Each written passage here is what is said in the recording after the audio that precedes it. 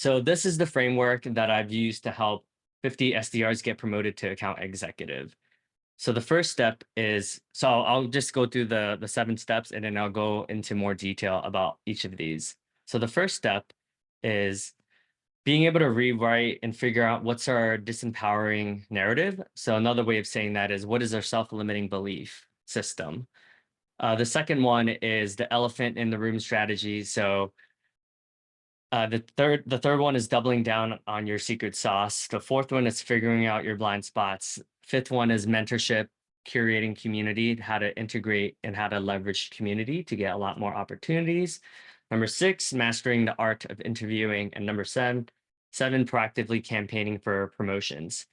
So leveraging these 7 steps, you'll be able to get promoted from account executive to here, let me just make sure this works. Stream settings. Let me see this. Okay, so this is working. All right, just making sure that it works. So the first one is rewriting our disempowering narrative. Like, how do we go about that? What does that even mean exactly? Um, we all have disempowering narratives. Like, we all have stories that ultimately aren't empowering us. And some of the stories that we have that is disempowering could be, for instance, I didn't go to college, or I don't look like everything out. I don't look like other account executives, right? So that could be like I'm, for in my case, I'm an Asian person. So growing up, I didn't see a lot of, like, even in corporate America, right? You see a lot of the executives look a certain way. You see enterprise account executives typically are good looking white men, right? Your Tom Brady looking type of folks in the world. But it's helpful to know what our disempowering narrative is. So some of the exercises how you're able to do that is, what are my beliefs, and is this ultimately empowering me? Like, is this actually helping me out? Right. So with a lot of people, like me believing, so I have a client who I have a lot of clients who didn't go to college, and one of my clients, she she didn't have, like, she has an associate's, but she doesn't have a bachelor's degree, right?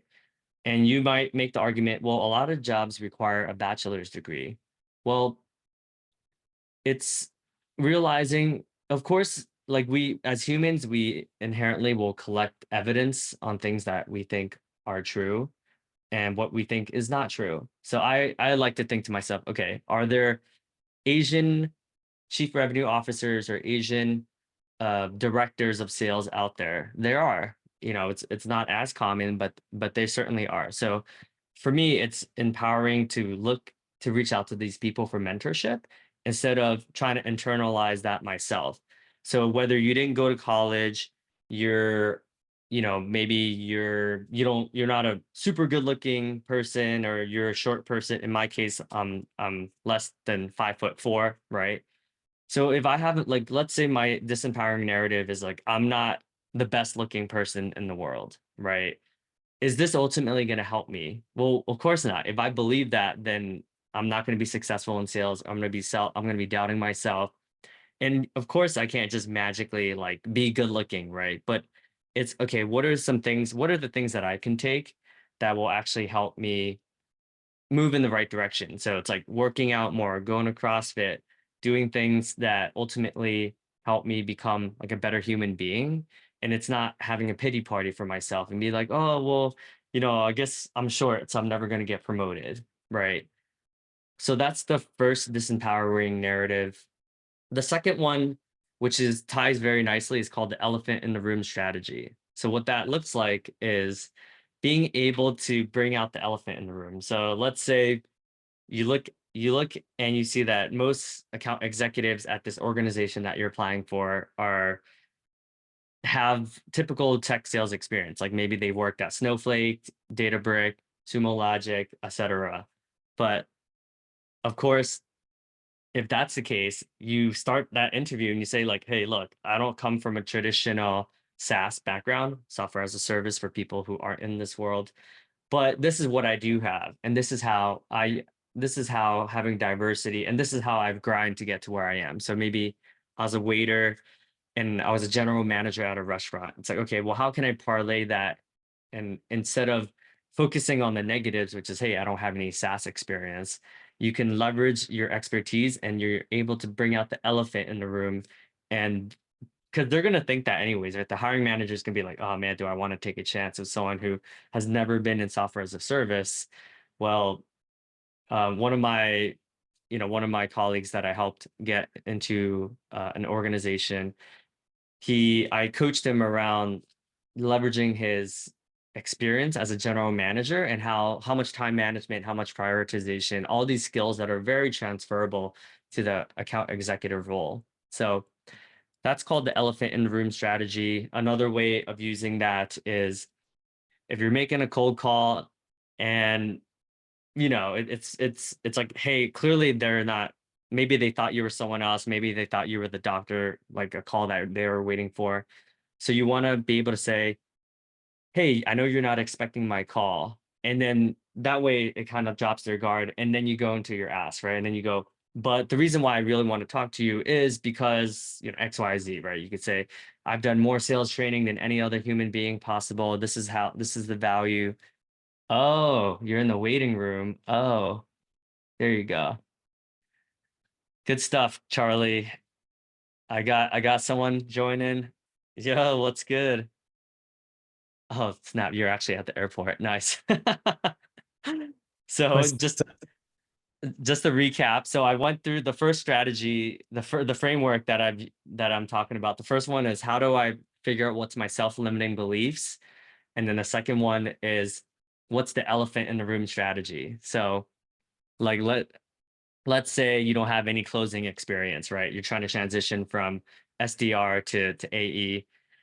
If the hiring manager is interviewing like all these other reps that have all this SaaS experience as an AE, you just start off by saying, hey, Mr. Hiring Manager, like I know that obviously I don't have closing experience, right? But this is what I do have, and this is like, would you prefer to have someone? And this is where you kind of drop in some of that FUD, right? You're like, would you rather have a rep that is kind of set in his ways and yes, maybe he's been in sales for 15 years, but he's not really open to feedback. He's going to keep thinking that he knows everything. Or would you rather have someone who's green, who is curious and is able to hustle and is able to be coachable, and you can groom that person, right?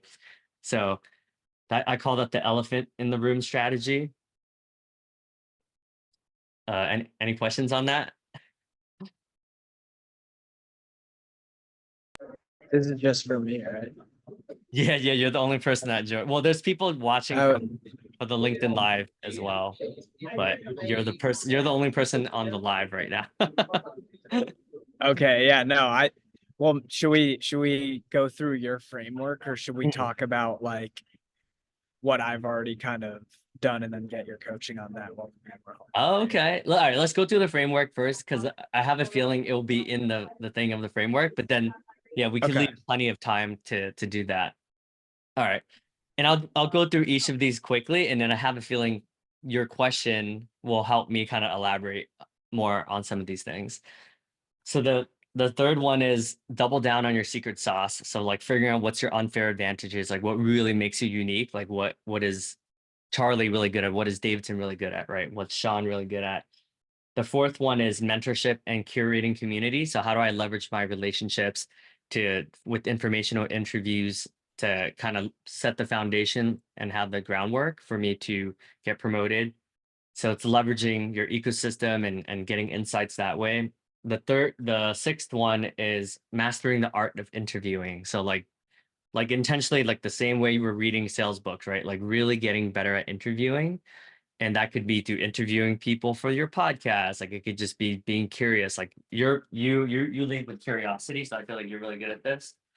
And then the last step is proactively campaigning for promotions. So it's like you have to think like 5 steps ahead, right? Like let's say your goal is to be a SDR manager or an enterprise AE one day. Like, yeah, you're not going to get promoted tomorrow to enterprise AE, but what are the steps that I'm doing to set the foundational work and then let the hiring managers know this is my intention so that they can coach you as well, right? So these are all the things that so that's the 7-step framework that I've used to help SDRs with their promotions. Any questions on any of Love that? that. Well, I think like for the one about making sure that you address the elephant in the room, like in my specific instance, I think because I'm vying for an internal promotion from SDR to AE where there's a pretty set like Mm, criteria for what you're supposed to do, that's probably less relevant versus if you're like applying for as an SDR to hire for an AE position outside of yeah. the org that you're in. But I think like because everyone interviewing me knows I'm an SDR, but I think that it is relevant to like try and build an army of champions, so to speak, and like make sure that you are reaching out to people and making it known that you want to be an AE at the company, addressing skill gaps that you feel like you might have before you step into the Mm, role. Like that's a big one. Um, yeah. and then, yeah, I feel like along those lines, like what sort of what I've been doing. We at Gong, we have like what's called a ticket to play. So you source Mm. a certain amount of SAOs and you get Oh. this the eligibility to be even able to interview. And so what Mm, I've been doing as I near ticket to play is just kind of reaching out to all the frontline AE managers, making sure that they know who I am, kind of asking good questions, building up my brand internally, uh, and also with the AE like director, right? Making sure I do that as well. And then like doing a bunch of mock discovery calls with top performing mm, AEs just to make sure I bridge the skill gap. I think with Gong too, like having the benefit of being able to listen to the full mm, sales cycle and choosing like a deal that you can listen from start to finish and kind of learn a little bit more about is has been a big thing. Um, but I think like ultimately one question I have is like a big part of this process is like you kind of have one shot when you interview for this. Like you're either gonna mm, get it or they're gonna like pass up on you. And if they pass up on you, it's like, hey, like mm, dude, you kind of like dropped the ball. Like you had all this time to prepare. You mm, were this SDR. Like you kind of have to like perform during the interview. And I guess like mm, it doesn't like once you get your ticket to play, you can like wait as long as you want to try and like address any skill gaps before you mm. interview. So my question is like, what do you feel like is there a certain, I guess, benchmark of like, hey, once you're at this point in your Mm, journey as a sales professional, as an SDR, like this is when you should feel comfortable to interview, or what are mm. your thoughts? Yeah, that's a really good question. Look, I think sounds like any big organization. I mean, any sales organization at this point, it's super competitive, obviously, right? I think you kind of have to be like over prepared. You kind of have to be like almost like overdoing it, right? Where you're meeting with the people that would be your teammates. Like at LinkedIn, for instance, like I would meet with everyone on the team that I was interviewing for. Like even though the opening hasn't opened yet, it's like I'm for those 6 to 9 months prior to me actually like what my actual timeline is. I'm meeting with like I know every single person on the team. I know that I'm meeting with my manager, like that person that would be my manager. And like to your point, I'm working on skill gaps, right?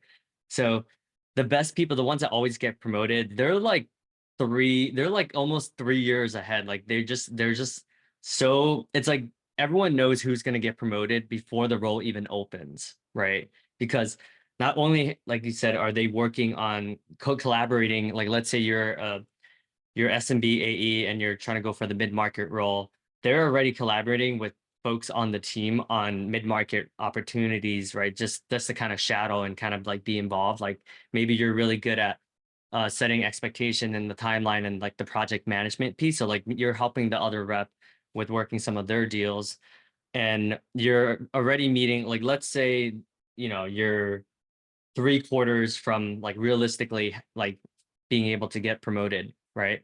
You're meeting with the hiring manager at least once a month anyways, right? So even in those 9 months, you would have had 9 opportunities to address skill gaps, right? And that's when you still bring up the elephant in the room thing, right? So let's say you're like new to L&D and you're selling like an L&D product, right? Like at LinkedIn Learning, right? You can just bring up like you can be like, hey, like I know it's super competitive. I know some of the other reps that are also applying have been at LinkedIn for 3 years longer than I have, right? So you kind of bring that up, right? So it's almost like because at the end of the day, they're still gonna they're gonna think these anyway. So you want to anticipate their objections, and you're gonna like bring it out. So then they can be like, yeah, you're right. So then you can be like, okay, so given that, what would you suggest for me to do, right? And then they'll be like, okay, well, there's an initiative that if you can build out like training for all the SDRs, like, I think that would be like that would actually help you out a lot, right? So it's just like these things that you could do prior to that promotion. Um, and in terms of, yeah, like we said, building your brand internally, right? Like there's always going to be like whoever builds, I think a lot of AEs, a lot of people, we focus, a lot of good AEs, like, yes, of course, you're going to be outbounding, but you should spend, for every amount of time you spend like outside, like more outbound, like external stuff, like closing deals, you should spend equal amount of time internally as well, right? Because like the internal will help you build relationship with the pre-sales, with solutions architects, with the SDR manager, with all these different roles that different stakeholders that might be involved in your promotion. So I think that's like the one thing that sometimes I did a bad job at, because I would be so focused on results and like, yeah, I'm crushing my number and all that. But I learned the hard way, and then people got promoted over me because they were really good with the internal stuff. So that's just something to keep in mind.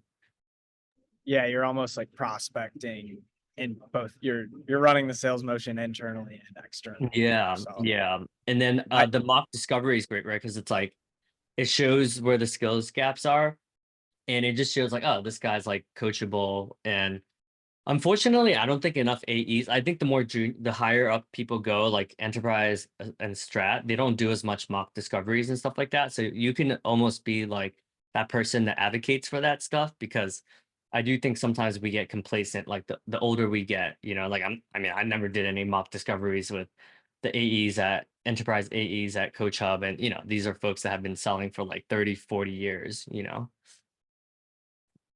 100%. I feel like so one of the pieces of advice I got from a commercial AV manager was like, once you feel you're at a point in your discovery where you can lead a call without relying on like a preset list of questions, you're probably at a pretty good spot. So I feel like that's like a back to my question around how do you know when you're ready to actually interview for a, like it's one thing to get your ticket and be able to interview, but how do you know when you actually Hmm. should interview? I Hmm. think what his perspective was, yeah, like make sure you're able to like have, conduct a discovery as though like you're actively listening and like not just like reading off a pre list of Hmm. questions. Do you have anything to add to that in terms of like, hey, you are ready to interview for AE Hmm. when X? That's a good point. I think it's what makes us, the impatience is kind of what makes the best people the best, right? But it's also their kryptonite. There's been plenty of SDRs that got promoted to AE, like in my opinion, too early, and they actually have struggled. I mean, I'm not gonna lie, I was one of those people. Like when the first three AE roles I had, I was absolutely horrible. I was garbage, but I was so looking forward to get promoted that I almost didn't make the most out of my SDR role. So I actually went back to being an SDR because I truly wanted to master like that role, right? Like just like the drive, the resourcefulness, like just mastering, like truly mastering prospecting. And I've had a lot of counterparts that have never been SDRs. And for them to like get them to actually pick up the phone and call is like, you might as well ask them to like jump off the bridge, right? It's crazy how there's still a lot of AEs that are just so used to working for orgs that have like a lot of inbounds. So I think that skill is very helpful. I think intuitively you'll know when you're ready, right? I think you can listen to others, but intuitively you'll be like, you know what, like I feel like I truly have mastered this role, right? And you'll know. And there's no like science, I would say, there's no formula, but deep down inside, like you'll know, you know and but yeah, I mean, as you know, there's the internal of, sometimes it's like a matter of openings, right? Like, hey, this person left to go to a different company, or this person got promoted to mid-market. So, but you'll know, right? Because you're kind of in the loop. And that's the thing that I want to stress to folks. Like, if someone gets hired and you didn't know and you're like shocked, that means you're like totally not in the loop. Like, you know, and sometimes you do have to play the game, and there is a bit of politicking that comes with it. But at the end of the day, if you're good at it, you don't even necessarily. This is a hot take. I think the folks that get promoted aren't actually the best performers because sometimes the top performers, like they're just so laser focused, like they don't actually care about like the internal stuff. Whereas the folks that get promoted to sales management, at a lot of companies I've been at, including Shrinet, were like middle to above middle of the pack performers, but they were really good at like the politics, right? Like they were so and and in some ways that makes sense, right? Because if you're like laser focused, you're almost selfish, right? You're like, I'm turning off my phone, I'm not answering the Slacks, like I'm not like on Teams all day, I'm not like onboarding new people, like I'm just freaking focused, right? And then the folks that end up becoming managers are sometimes more of those like, hey, like let me kind of take you under my wing, like let me mentor you and stuff like that. So it makes sense, but it's almost counterintuitive. It's almost like just because you're a top performer doesn't mean you'll get promoted. Yeah. Yeah, I think that's a really good point. So it's like, again, building the brand internally, still having those results as table stakes, making Yeah. sure that when people are talking about you and you're not in the room, that it's like, yeah, we know this kid, we know he wants to be an AE, he's like a great fit. I think like also just kind of anticipating, like, asking sort of those the people that you would work for on their team, like, what are you seeing like your best reps are doing differently from the other ones? And like, Hmm. you know, like just kind of like share a little bit more about that, because then you can Mm, start to like emulate those behaviors now as opposed to like when you actually get to that point. For me, I mm, think those are like the questions I'm asking. I feel like I know what I need to do and I do feel ready. It's just interesting that like once I get my ticket, I just need like it's gonna be there is a lot of like internal politicking because like you said, there's people that have been there longer, there's people that have, come from other closing roles before outside of Gong. So it's like kind of outside of your performance, like why me sort of thing. So I'd be curious yeah. if like when it comes to answering that question, like what are the things that you want to hit on? Yeah. So there's like three ways I would look at it. There's there's three components. So a third of it is like individual performance, right? What's your numbers? What's your metrics? Blah blah blah. Like are you winning spiffs? Like you said, table stakes. The other third of it is like how do I contribute to like my team, right? Like am I helping out other teammates? Am I like being generous with sharing like best practices and like am I like actually helpful? And then the other third of it is like, well, how do I impact the organization, like Gong, for instance, as a whole, right? And those are taking on different initiatives. Sometimes that's like being an ERG leader. Although I would argue that sometimes that hurts you because they will be like, oh, well, I just care about how much your value you're adding to like the sales org and not necessarily. So and that's a little nuanced depending on the organization. Like sometimes being some of those like leaders outside of the sales org is helpful depending on who the stakeholders are, who the hiring managers are, and if you're still performing, right? But I think I made the mistake of over being way too involved with like the ERG and all that stuff. And I would argue that actually hurt my promotion chances because they were like, oh, it's great that you're doing all this like cool stuff. Like, yeah, like we love that you're like saving the world and blah, blah, blah. But the reality is like you're hired to sell, right? So like they don't necessarily care. Like I hate to be um jaded, but the reality is like all they care about is your sales, right? Your numbers. So so a third, yeah, table stakes, like you said. So I always think of the promotion as like a really, really long sales cycle, right? It's like a 9 month to 18 month sales cycle, depending what openings are in. So it's like you have to be like one of the first people, and then when you're meeting with that hiring manager, what else? What else? Like, how much are you working on the skill gaps that we've addressed, right? Like, are you actually working on it? And then reporting to them, like, hey, this is what I did. If there's no progress, or and they're gonna have stuff that comes up, so they're gonna like reschedule, right? Especially have other priorities, you know. So and sometimes they don't even know like when the next opening is, right? So some of it is literally like you always want to do all the work before you need something. But when you need something, it's like, oh, like, yeah.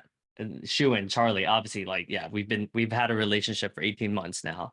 Hopefully it doesn't take 18 months, but like you said, right, there's just it's very competitive at these organizations that you and I have been at.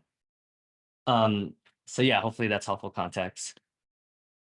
Yeah, and I think to your point about like showing, not just talking about like, hey, when we first met, you said discovery was a really important skill. So I went and mock discovery practice with all these AEs. It's like, okay, but what was the actual tangible improvements that you made? I have Mhm. some thoughts on like articulating that and demonstrating that, but I'd be curious, like, what are some things that you as an SDR, as you think about, like, let's take discovery, for example, showing that you like quantifiably improved in that area, how would you go about showcasing that? Do you want to go first and then I'll add on to what you said? I think for me, it's like just having the benefit of Gong is like I can record the conversations that I'm having with these AEs, show like the evolution over time of like, hey, here's where I started. Then look at how I brought in this like point of view to start off my discovery calls. What get me actually do this in a customer and like conversation in a discovery call. Here's what it led to. Here's the next steps that I was able to solidify and like showing it actually being implemented as opposed to you just saying, yeah, I just like role played and Mm. did a bunch of mock discoveries. It's like show the results that that actually led to. Hmm. Yeah, that's good. I would add like I would add another level of component to it as well, which is every team has like different missing needs, right? Similar to like conducting like a discovery call with the client. So maybe like the hiring man, let's say you're considering two different teams, right? One is like Jason's team and one is KP's team, right? And they both have like completely different skills. Maybe one team has like a lot of like Gong domain expertise and like they're super knowledgeable about the competitive landscape. Maybe they really understand like Zoom info, sales nav, and like sales enablement slash marketing software, right? So maybe like the value that you add to them, and then you only know this from talking to, other reps or just talking to the manager. So like let's say they had like one of their top reps leave and there's an opening, but like that rep was like really good at like XYZ. Well, now that's a gap that they're missing, right? So it's like, oh, how do I come in and be able to complement and be able to add value? So really it really does matter, like it really does depend on each team's needs. Like some might be like really good sales acumen and like, or maybe they're all like sharks, but they have no team culture or no value. And then the manager's like, hey, I wish we would actually be closer. Like, is there anything that you can add on that front? Right. Because some managers do care about that.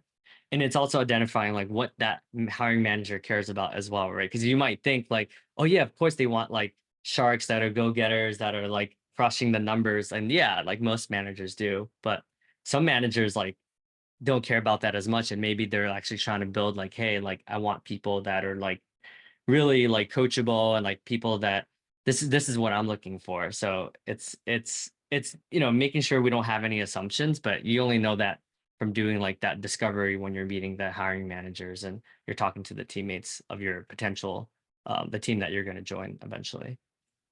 Yeah, that's a really good call out because I think everyone that I'm going to be up against all have, you know, blown their numbers out of the water. So it's Yeah. they know that no matter who they go with, people have proven that they can hit quota. The question is like, hey, based on the skill sets that you've noticed on your team, where do you feel like the gaps are? Whether that is with like building team camaraderie or culture, whether that's like someone was really good at like pressure testing champions, but they Mm, left. Like what specifically within the sales cycle do you feel like your reps might have a gap with that, like if mm, you could hire someone to fill that, that's like the perfect person you mm. want, and then figure out how to like, develop those skills kind of thing. So like basically treating your, again, another example of treating the person that would be hiring you to their team like a prospect, running discovery on like what's Yeah, the most important skills you're looking for in your reps, exactly. not just amongst the reps you already have those skills, like what skills do you feel are missing on your team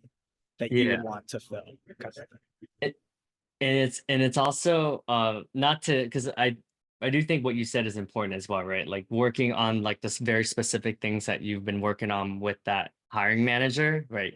And not everyone, maybe some hiring managers are like, hey, like I don't have the bandwidth to like do this. So like reach out to me a little bit later on in your career.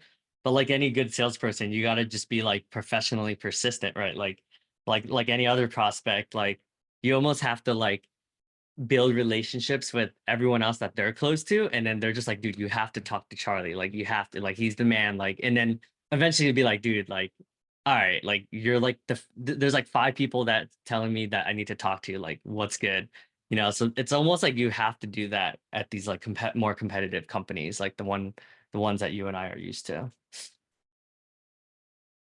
Yeah, I love that. Um, I feel like that's like a really good overview of things that we need to be doing.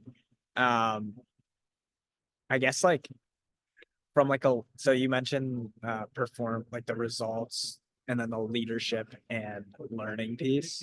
Yeah. So when I feel like we hammered on the results piece. I feel like as far as the leadership, like, and even just building your brand out internally, that kind of covers that bucket. Yeah. So in terms of the learning, and I know we kind of touched on it with like seeking out, role plays and different things with, grade A's. What other things, I guess, just knowing you've been an SDR and an AE, what are some Mhm. of the things that you wish you would have known going into the AE role from SDR that you're Mm. like, damn, if I could redo this process all over again, I would have like Ooh, drilled these skills really well. that's a really good question.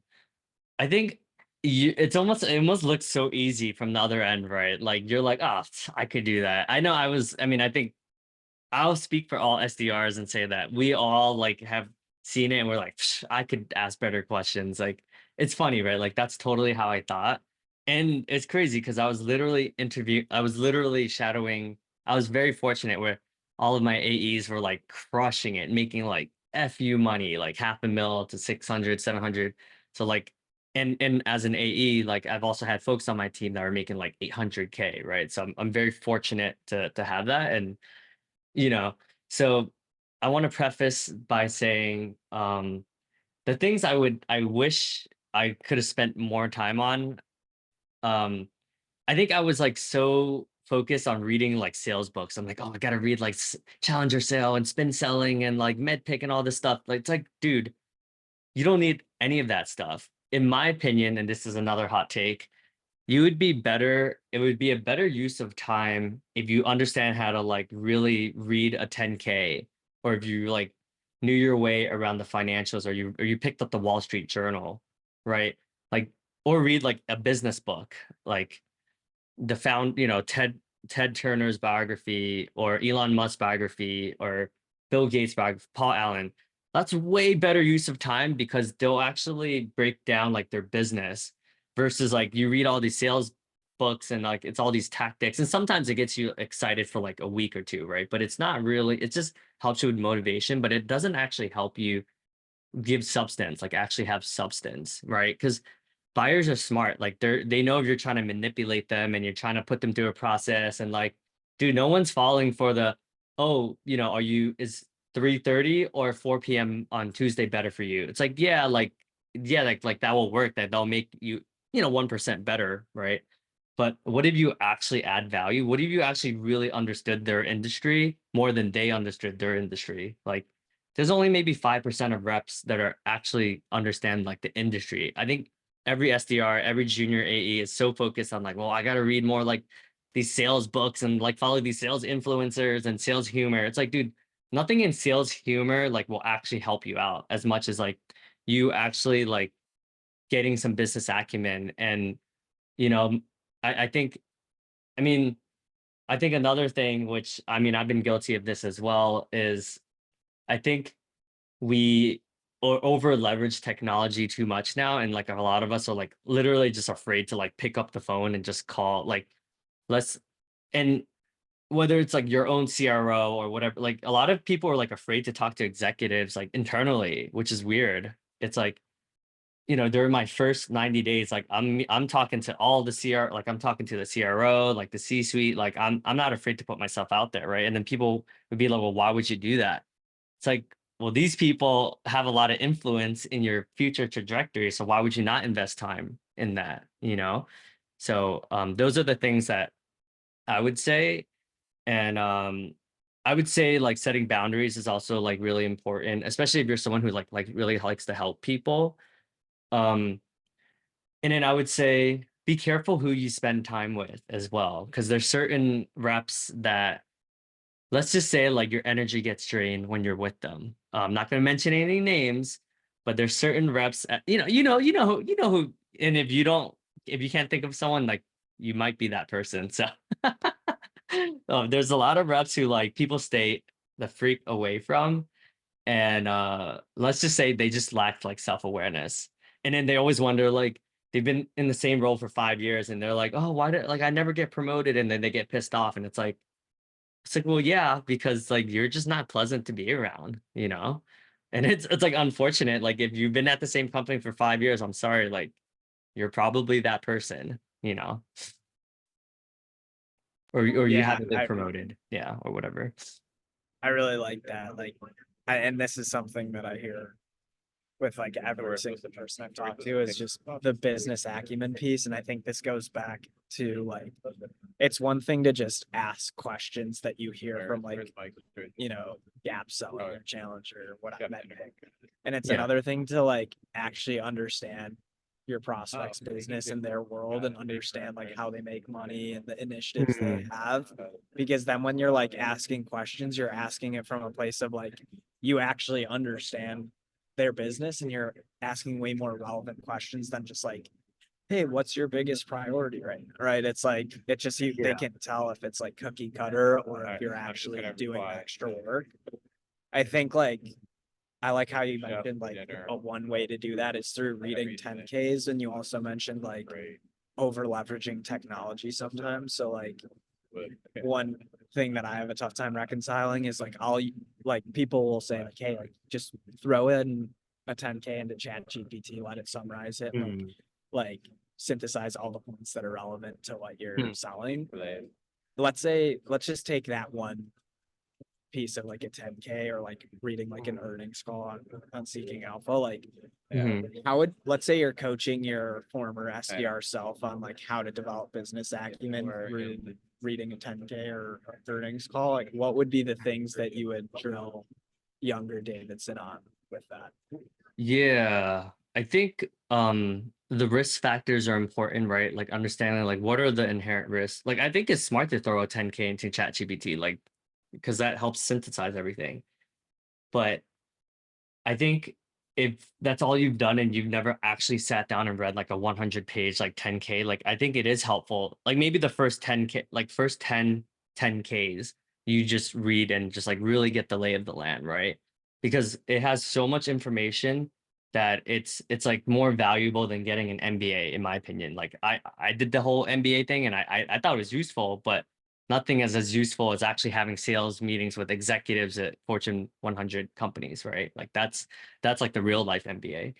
Um, so I think um, like having a point of view, you mentioned point of view earlier, like I think that's what will set you apart from everyone else. Like, and that's, like I'm still learning, right? Like now I'm working with a lot more professional services with lawyers and accounting firms, and like I'm learning so much. And a lot of the folks that have been in management consulting for like 30, 40 years, they're like, hey, like truly understand, like with lawyers, like understand what percentage of their book of business is what, and dig deeper to what their clients care about and what their pain points are, right? So it's like it makes a lot of sense. Like that's like almost like, oh duh, like that makes a lot of sense. But it's like once you like really internalize that, like you're less like focused on like, oh, I got to do this like gap selling, spin selling, med pick thing. And then like you're actually just like genuinely curious, and then you're able to have like a stronger point of view to be able to like hook them. Like, what is the value that you're providing? Right. And then that point of view is that value because you're essentially synthesizing, you're like, hey, Mr. Managing Partner at a 30 or 50 person law firm.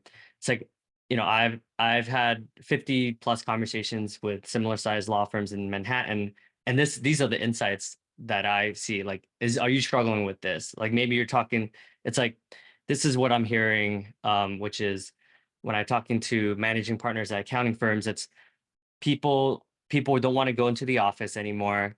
There's less culture because everyone just works from home. So, you're like struggling to literally get people to turn on their camera, right? So there's like low morale. Like, is this something that you're struggling with, right? And then you can say, there's also accounting is just not as sexy anymore, right? Are you seeing that a lot of folks are like literally pivoting completely industries and going into tech or going into engineering or just things, and folks that have been in accounting for 20 years, like, is that something you're struggling with, right? So it's like they'll know, they'll be like, oh my God, it's like this guy's like speaking directly to my heart. Like, yeah, like how does he know all this, right? But I think too many of us is like, let me put you through my process and like drill you and interrogate the shit out of you. It's like that doesn't work anymore, in my opinion. Yeah, no, I fully agree with that. So it sounds like what you're saying is like, with at least for the 10K, it's like understand the risk factors, start reading, like if instead of just reading all these sales books, like go through 10K, like read it, understand, how they make money. And speaking of the point of view, he's like, do you have sort of like a um, I guess like preparation for a discovery call, like checklist of like, hey, going into a discovery call, here are like the things you should know when you're prepping. Mhm. Because I think that that's like really important when it comes to bringing that PO. Yeah, I mean, I think the level of prep depends on like the quality of, or the what you think the quality of that opportunity is, right? Like I wouldn't over prep unless like you think there's like a legitimate opportunity there, because that, we all have like over prepped for meetings that like didn't go anywhere. So there, I would say with anything there's like give and take. Like if you see, like, let's say you had your first discovery call with the chief human, like CHRO, like director of L&D, and like, like the head of employee experience, right? Let's just say you did half an hour to prep for that call, and this is like brand new, right? Maybe this is like an opportunity that, like, an inbound that came through, right? So I would only spend like half an hour preparing for that, because like they haven't given me anything yet, right? And then let's say the call to action is like, hey, they're gonna loop in like their L&D manager and L&D director that manages like this specific coaching initiative, right? It's like, until that person makes that connection, until that person like accepts that meeting, I wouldn't spend like an extra like hour. So I always think about give and take. If you see that there's like give on their end, that's how I'll definitely, because I think I've made the mistake of like over prepare, and sometimes it's good to like prepare, but we can also overdo it where we prepare and then they like they're not even showing up to the meeting, and you're just like, dude, I spent 5 hours prepping for this, like this sucks. So that's just something to keep in mind. Yeah, but for the opportunities that you do deem worthwhile to prep for, like what would that Yeah. look like? I think if it's like five main points, I would say like understand how they make money, right? That will be in the 10Ks. If it's smaller, like just understand. I would look at like their client like testimonials, like their case studies, right? Because that will kind of share a little bit more about like the specificity. And then I always look at like their channel partners slash their competitors. Like, what is like the industry? Like, do you understand the, and so that's why it's easier once you understand the industry. I would say it's like a lot easier, because then you don't, but initially when you, let's say, like, you used to sell to tech companies, but now like you're a rep that only sells to like professional services firms, like only like, consulting firms, for instance, right? It's like understand the consulting industry. So it's a little bit more work on the front end, but I just see like 90% of reps, that the people that I coach, like they're just so, because I think it's easier for them to like just read a sales book. And I think do like, maybe if I was to like quantify, I said maybe do 20% of your reading is like on sales book, and then 80% on like whatever that industry is. So because I'm new to management consulting with my IT consulting business, I met with a guy who's been in that world. He was a partner at one of the big consulting firms for like 16 years. And he gave me like, these are all like the thought leaders, and these are the newsletters you should subscribe to. This is the book that really is like my crash, like how I really understood the management consulting industry, right? So it's like that's a great use of time, right? Like that's instead of me, because like I already have read all the sales books, so it doesn't like, yeah, like sales will change a little bit, but it's not going to change that much, you know. So yeah, so how they make money, client case studies, competitors. So yeah, so the financials, and then depending on the product that you're selling, it's going to be, so if you're like a tech company, then look at like what's their technology, right? What's how does AI, how's that going to impact? And then the last thing I would say is like the regulations and the compliance piece, because like that plays like a really big piece in a lot of industries, right? So as you know, there's massive multi-billion dollar opportunities sometimes when there's like new rules and regulations that are being passed, because like people don't want to be shut down and they don't want to be fined like millions of dollars. Yeah, that's really important. And I think to your point, like when there's like that, I feel like when you read, like, let's say you're verticalized and you're only dealing with professional services, that's like there's pros and cons too, because it's like you can become an industry expert because everyone Mm, in your book of business is in that industry and you just yeah. learn super like in depth on what that is. But then like if you're selling to all different kinds of industries, it's like just at least the five. I like what you just said around the five things. Know how they make money, who are the competitors, regulatory compliance, like those types of things are the things that are gonna really set you up for bringing that perspective and making sure that like you're not just one of the main masses and asking them sort of the same types of questions. It's like you're prefacing every question you have with, hey, typically when I speak with other leaders like you in this exact industry, like here's what they're saying. Like, is that the right way we talking about Y- it? And Yeah. And then obviously like if they're like, let's say you're selling to like the L and let's say L&D learning development managers, or like who you're selling to, or depending what the product is, also understand like who like their boss's boss is, like who's like the highest, and like what is their vision. And usually those people are like a little bit more public, so you'll be able to find something. But I think that's also helpful as well, right? Because then you can always leverage that to, and then like don't be afraid to call them, right? I don't know why people are, I think the higher up you go, the more likely they will answer, actually, because like I don't know, maybe people are just afraid of calling them. But I've called like plenty of C-suite and got them on the phone, and then I'm like, oh, you must get like a ton of phone calls. They're like, actually, like not really. And I'm like, what? Like how's that possible? They're like, yeah, no one calls. I feel like I get a lot of emails, but people don't straight up cold call my mobile anymore. And I'm like, oh, interesting. yeah, I usually when I call their mobiles, it's a similar experience, or it's either like a very pleasant experience or they're like, why the fuck are you calling me? But Yeah, exactly. no, it's good. Um, Yeah, I feel like we kind of covered like the main bases. Is there anything else you feel like based on what you went into this conversation wanting to share with people looking to promote to AE versus like the questions we covered that you feel we didn't talk about? Yeah, I think it's helpful to have accountability, right? Like you and I, we both worked at Coach Hub, so we understand like the value of having like a coach week to week.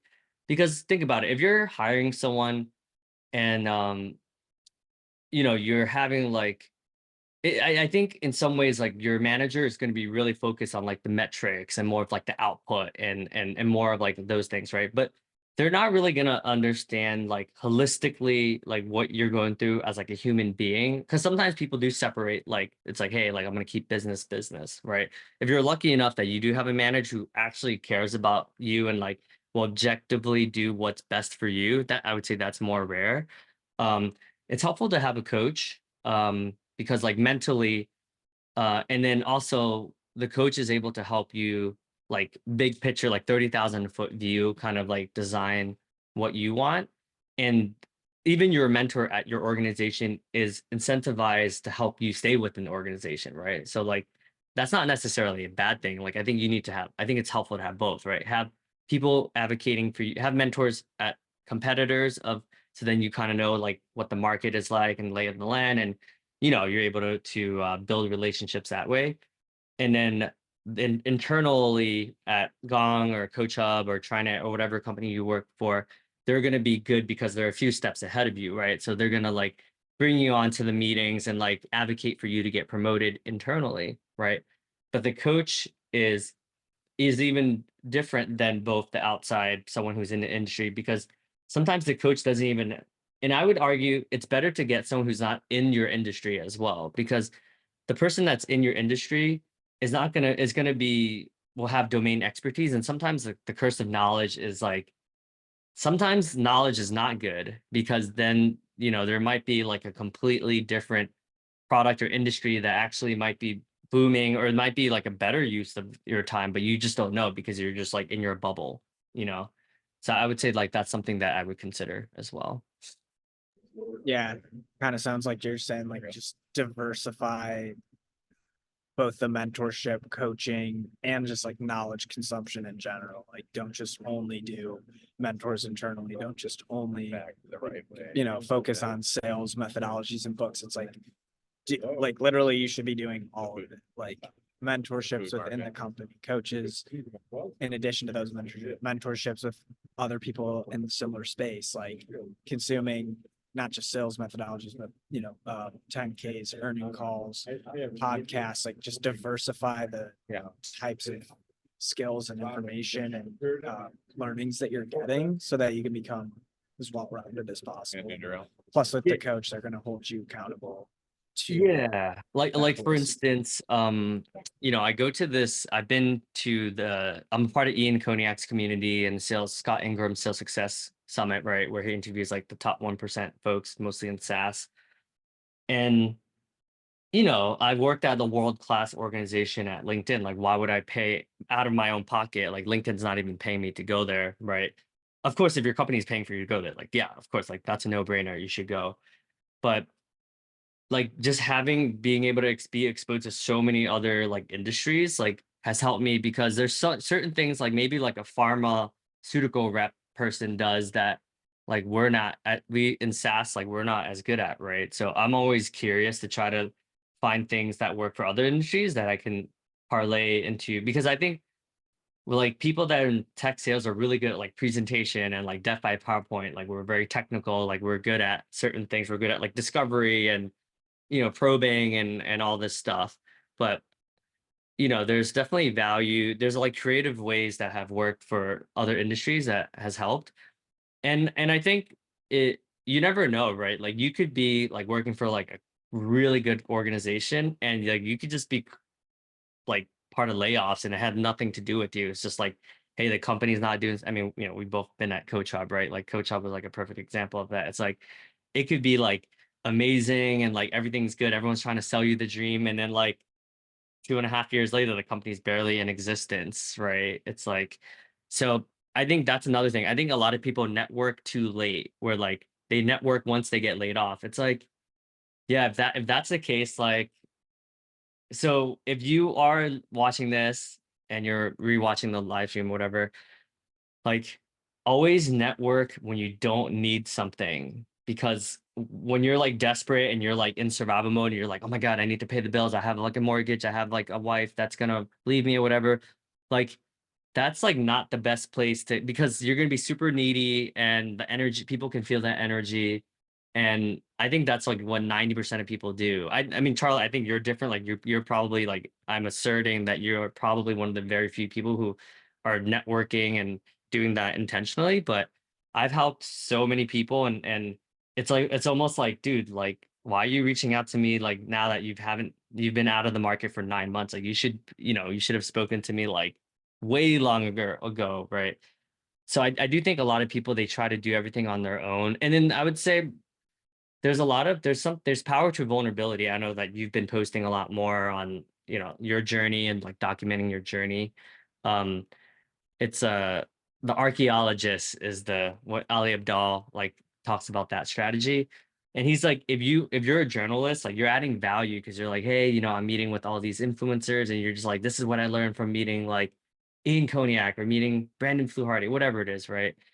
That's super valuable. And I think a lot of people, they do it a little bit too late. Like they start reaching out to everyone much later, and then they realize, oh my God, like it's yeah, you're just not in a good headspace. So that's something that I wish more people would do. Like but I get it. Like sometimes people have kids and like, like sometimes that's more of a priority, but don't complain if you're not getting any opportunities, and then you blame like ageism and stuff like that, which I do think in tech sales there's some of that as well, but if you were proactive and you reached out, like you would just have more opportunities. It's like, what can I control? It's like, I can't really control that this person might judge me because I'm like 60 years old. But what I can control is like having people at a lot of different organizations that I could reach out to.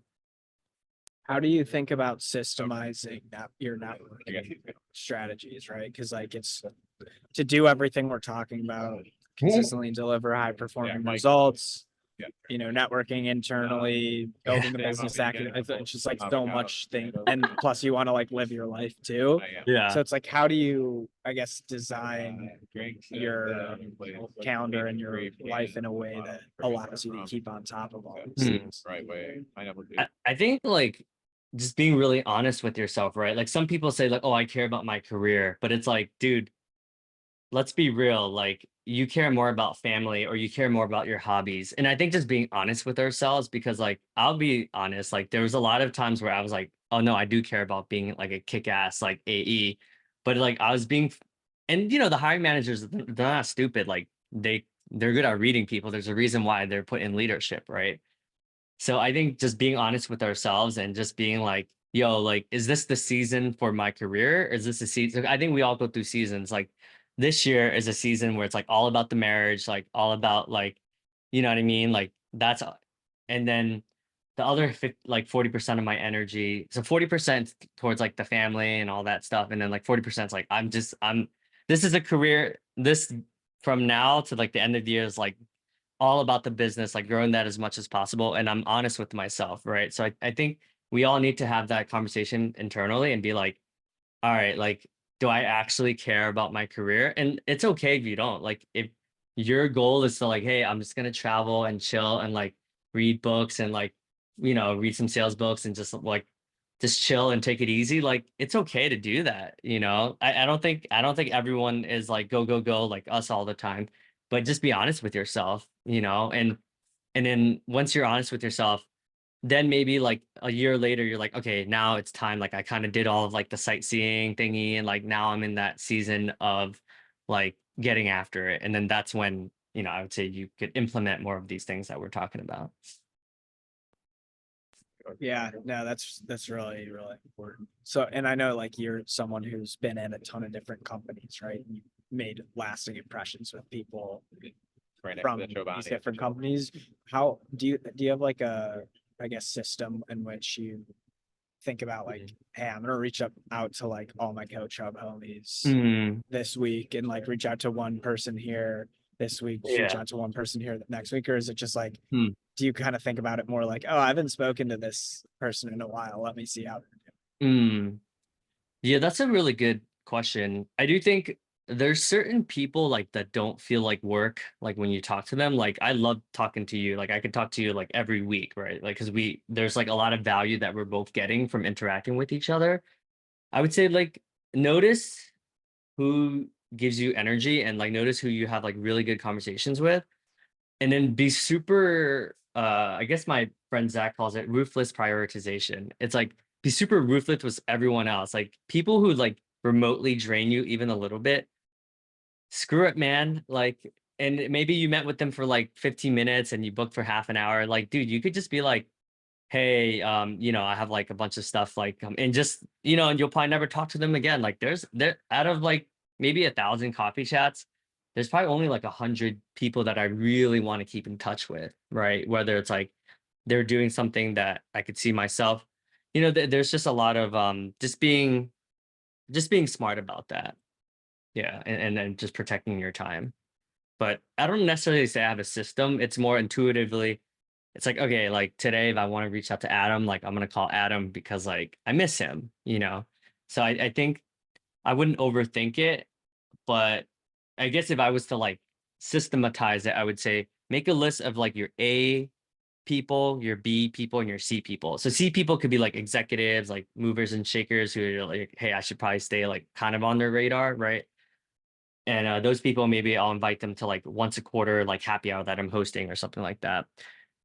And then there's like your B people who are like, I would say folks in your industry or folks who like industries you're thinking about getting into. So just interesting people that it's like, okay, like I want to stay close to them. Maybe they work for a competitor, or maybe they're like influential people that like know like a lot of people. That's like my second bucket. And then there's like your A people that like, like no matter what, like you always reach out to, and even if it feels like a lot of work, like that like these people, like you both gain a lot of value from each other.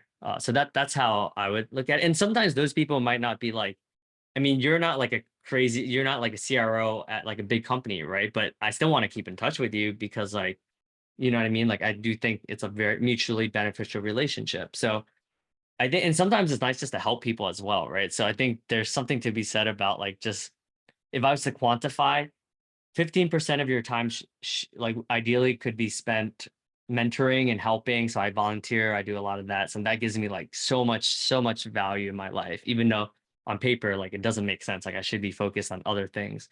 15% of your time ideally could be with mentors, like folks that are like a few steps ahead or even like 4 or 5 steps ahead of you. And that will help you just be able to just dream bigger. And then like 15%, so that's 30%. And then 15% of your time, if I was to quantify it, could be spent like reaching out to competitors or folks that are like kind of in your world. And that's just helpful because you never know with layoffs, right? It's just like just to be strategic. So that's 45%. And then the other like 55%, like, and this works for me and this might not work for you, is like just pure curiosity where it's like folks in like completely different industries that I know nothing about, different roles like product management, engineering, like I don't know anything about, but like I just love meeting with them because like, well, I'm just curious. Like it just feels like my bucket. And it just like gives me like joy to be with them and just to learn something new. But like a lot of people would say like that's too much. But for me, like that's helped me out a lot. And some of these folks, it's good because like maybe one day you will do cross-functional projects with them. And then like you're adding value because they're like, yo, how does Charlie know everyone? It's like, but it's because you've had coffee chats with them. So you might not need them, but maybe you'll need them later for like another project or another initiative that you might need to help out a client or potential client. Yeah, I love that. And I know we're kind of running up on time, but I Yeah. totally love talking to you about all this stuff too, and feel very much similarly to you about every time we talk, it's like feels like great value is shared. So one of those things I'm like thinking about just like all the A, B, and C people you could be talking to. Do you approach like when it comes to setting up those coffee chats, do you kind of approach that from the lens of like almost like reaching out to like a friend who you haven't spoken to in a while? Or is it like, let's say they're someone who you've crossed paths with at LinkedIn, but you weren't like super close with? Are you trying to like, how do you think about setting up time with those people? Because they're Mm, probably like less likely to just take time out of their day just because you want to talk to them. But do you yeah. try and like almost prospect them and like figure Yeah. out, hey, I saw that you were doing this. I thought I could add value here. Like, how do you think about that? This is a tricky one. To your point, like it's almost like a full-time job. If everyone implemented everything that we just said, like this is like, I have seasons where like some seasons I'm like more about the 10K and the business acumen and more of like the, all right, let me kind of up level and upskill. So this just preface that like, hey, like if you're not doing all this, like it's cool. Like no one's perfect. Um, so that being said, like I value my network a lot, and I think that's my superpower, right? Just having like a massive network, and I see that that's like my and in my coaching program, like I developed this to help figure out what's your uniqueness, like what's your like unfair advantage. So for me, like I know that if that's something I'm good at, like I'm definitely gonna double down on that. So I'll literally just straight call like cold call people who I haven't spoken in a while, and then they're just like, "Oh my God, Davidson, like I'm so glad you called. Like honestly, I'm such a bad friend. Like I feel so bad. Like I never reach out, but like I'm so glad you reached out to me." And they're like, "Hey, how can I help you?"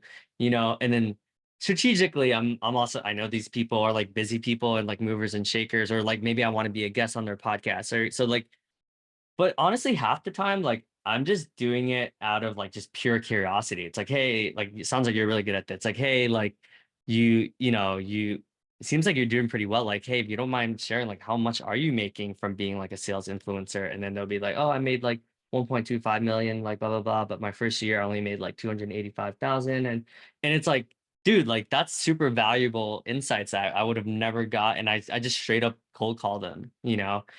And then it's like there's an element of give and take as well, right? Because it's like if you're calling like certain people and they never pick up, like f those people, like don't try. And I think subconsciously, like some people, me including, like we almost want them to call us back, right? But it's like if I can go back in time, I would probably like spend less energy with those people. But it's like weird, like I don't know if it's just like psychologically, like there's probably some trauma there, is all I'm saying.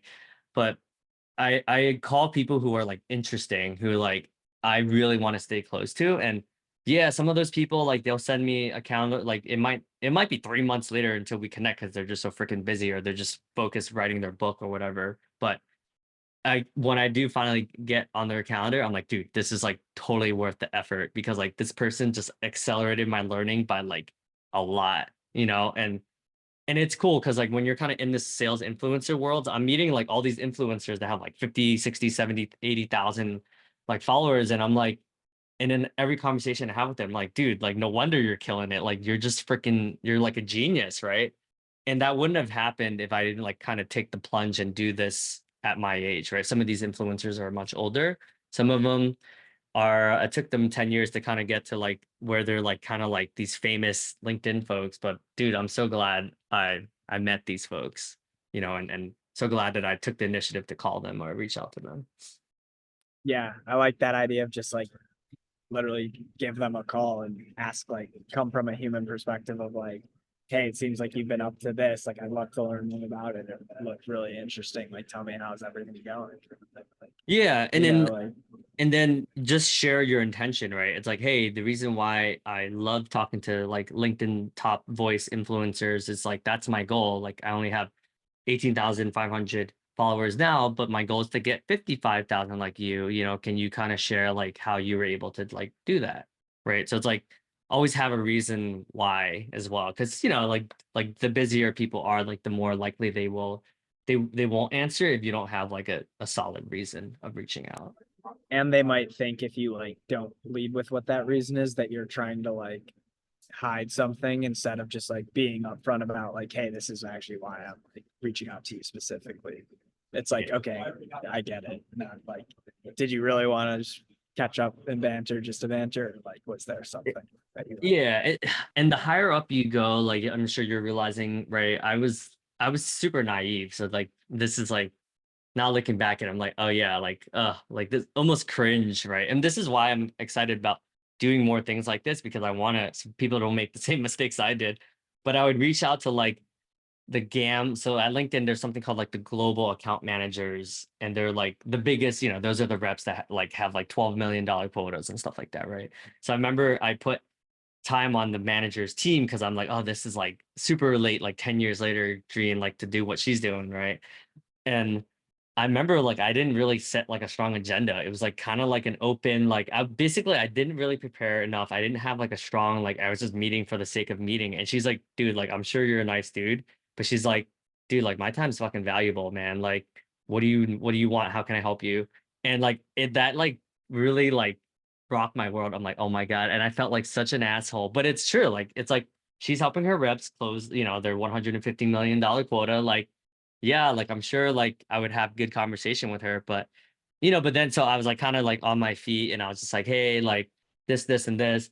But it's like she knew I was like underprepared, right? Like if I came with like very thoughtful questions and I'm like, hey, this is like what I think I want to work on. Like, can you poke holes in it? Like it would have been like a much better use of time.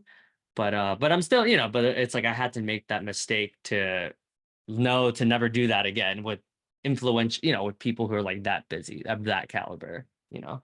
I had a similar experience when I first joined Gong. Like, one of the reasons why Gong stood out to me is like on LinkedIn, there's so many influencers, right? And like I hit up one of like the top reps at Gong, just like I like just completely like huddled him via Slack with like just like wanting to like chat, because you know a coach of it was like so casual, you could just sort Yeah. of like get away with a lot more of that Yeah. stuff. And he's like, dude, like send me and for the future, like send me like an agenda via Slack and like let's set up some Oh, time. you huddled. But I I'm not, see. yeah, I'm Yeah. like I just like pinged him. But yeah, it is you kind of have to like learn like it's the best way to learn is through kind of getting burned through because now it's like Yeah. every time I do seek out that it's like all right, there's a specific agenda that we're getting out Well, of it. I think most people are like the opposite of what both of us just described, where we're like people are like too scared to reach out to folks, right? Like at TriNet, there was a rep named Cassandra who was making like 600 and like 90,000. Like she was like clearly always on the top of the leaderboard, right? And I would reach out to, I would like straight up just cold call her because like we knew each other from like networking like a while back. And then I was just like, oh, like you probably get a lot of calls. And she's like, actually, Davidson, like you're probably the first rep to call me in like 3 months and to help to ask about deal strat. And I was like, what? I mean, given she was like, I would say more of like intimidating to folks, and she kind of has this presence, right? So it's kind of like, hey, don't waste my time type of vibe. But that was funny, and I was just like, dude, like that's crazy. But yeah, it is funny how you learn from your mistakes and but kudos to you for doing that because most people aren't doing that. And I think more people should be doing things like that and just like straight up just pick up the phone and call. Yeah, it's not that hard to just stand out in a time where like everyone's sort of just doing the same. Like literally just think about like what are most people not doing and then go do that thing. Hmm. Like if you think like should I be doing this thing? Should I reach out? Like the answer is usually yes. Like you just go do, you know. Uh Yeah. Yeah. And I think it's like to your point, like sometimes people might be like, well, how do I even have time to do my job? It's like, yeah, like if that drains you, like if you're more of an introvert, because the counter, like one of the biggest objections I hear from folks that are not as outgoing as us is like just like do it just one a week, right? If like you don't have to do five a week like I did, but like if one a week, if one two a week is too much, then just do like once every other week and see how you feel, right? Just reflect on it. Just the keys to journal, to be introspective and be like, okay. And then at the end of the quarter, it's like, okay, so I did 6 coffee chats with potential roles that I might want to transition to. Like, was it good ROI? Most of the time people would say like, yeah, it was worth that. It was worth it.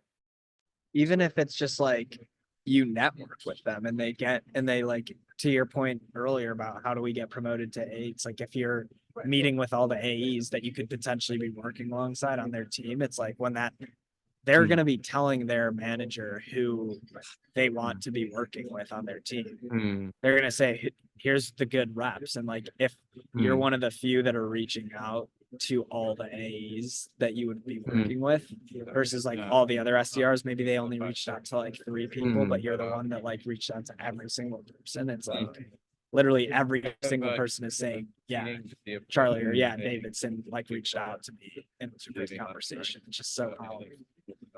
yeah, good stuff, man. Well, yeah, no, I appreciate this. This has been a good conversation. So, yeah, I'll be doing more of these. It sounds like Charlie's like open to, because I think it is helpful to have like more concrete questions, so that way it's a little bit more interactive. So you've inspired me to do a lot more of these. So appreciate you, brother. Yeah, this is great. I think yeah, I love the fact that you're even doing this. And then it's like beneficial to me, obviously, to be able to ask you all these questions. But I feel like if I am an SDR wanting to be an AE and knowing other people that are like that, like these are the questions that they're probably having too. So it's a lot Yeah. more relevant, I think, when we have like that back and forth versus like these are the universal top 5 things you need to do. You know? Right. I- and I think another takeaway from this is I liked how you talked about like addressing the skill gaps. That brings me to like do a whole nother session of this where I just talk about those skill gaps, right? Because like you said, because I can come at it from the lens of like, oh, okay, this is what I wish I would have worked on as and what I didn't think was a skill gap, but in actuality, like it's a huge skill gap, right? Like, and then prioritize that as well. So that gives me ideas of what to do for the next LinkedIn Live as well. Love that. Love that. I think, yeah, anytime you want to have another LinkedIn live and have me sort of be the question Yo, SDR like asking you this. I'm let's always do here it. for it. Let's do it. What about next week? Next Monday. Look Next at this. Monday. He's already teaching me how to go for the close. I love it. Yeah, Next let's month. look. What do Next we Monday. got? All right. Let's run it. You want to do the same time next Okay, Monday? that works for you. Yeah, like 4 Eastern. Yeah, yeah, 4 East. All right, cool. All right, I'll send you a calendar invite. Love the close. All right, let's do it. Sweet. All right, brother. All right, man. Have a good one. Enjoy. I'll talk to you soon. Take care. Bye. You too. Bye. Cool, guys. Hopefully that was helpful. Reach out to me if you have any questions. If you found this to be helpful, reach out. Hopefully this is valuable. My intent is to provide more value because I've had a lot of value. Like my coaches helped me to get promoted from SDR to SMB AE to mid market to enterprise to strat. So hopefully I can offer the same value to you guys. If there's anything in particular that you want to just post in the comments below or just send me a DM and we'll chat soon. Cheers.